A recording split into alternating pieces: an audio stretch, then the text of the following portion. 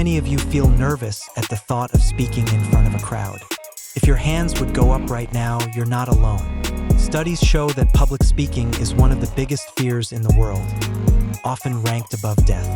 Think about that. People would rather be in the coffin than delivering the eulogy.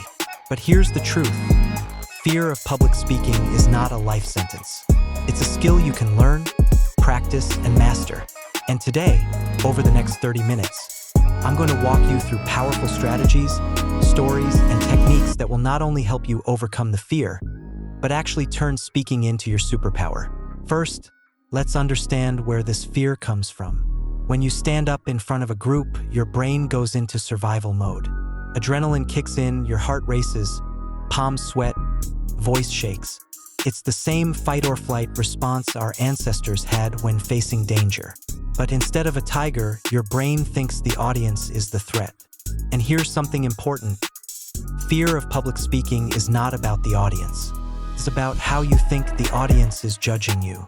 You worry about forgetting your words. You worry about being boring. You worry about people laughing at you. So the first step to overcoming fear is to realize it's not about you, it's about your message. One of the most powerful ways to reduce fear is to shift your focus outward.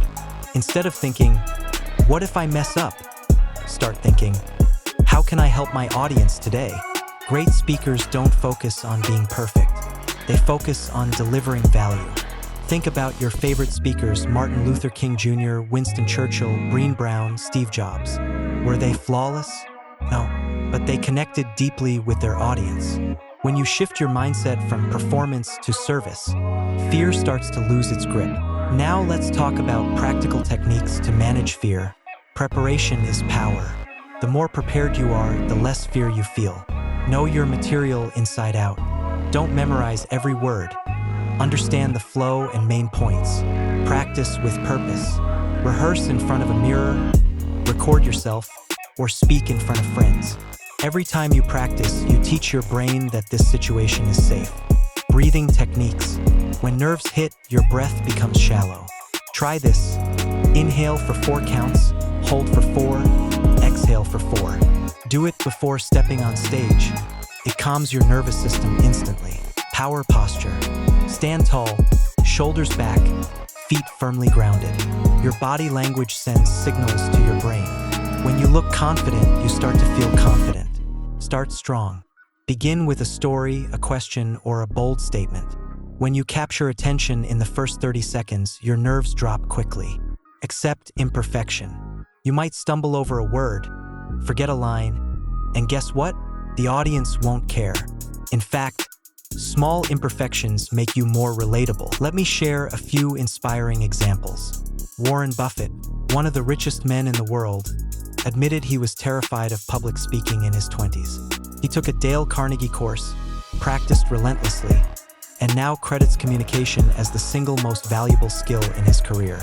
Richard Branson, founder of Virgin, struggled with shyness and dyslexia, but he forced himself to give talks and turned his communication skills into a leadership weapon.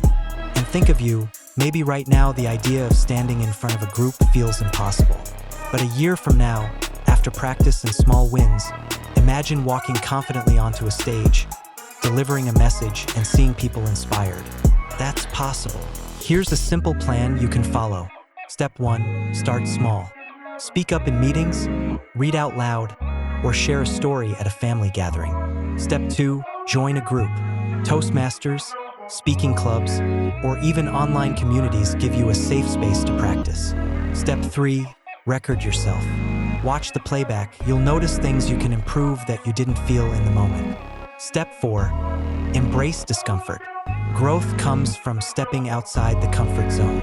Every time you speak, you get a little stronger. Step 5, celebrate progress. Even if your hands still shake, if you delivered your message, that's a win. So let me leave you with this thought.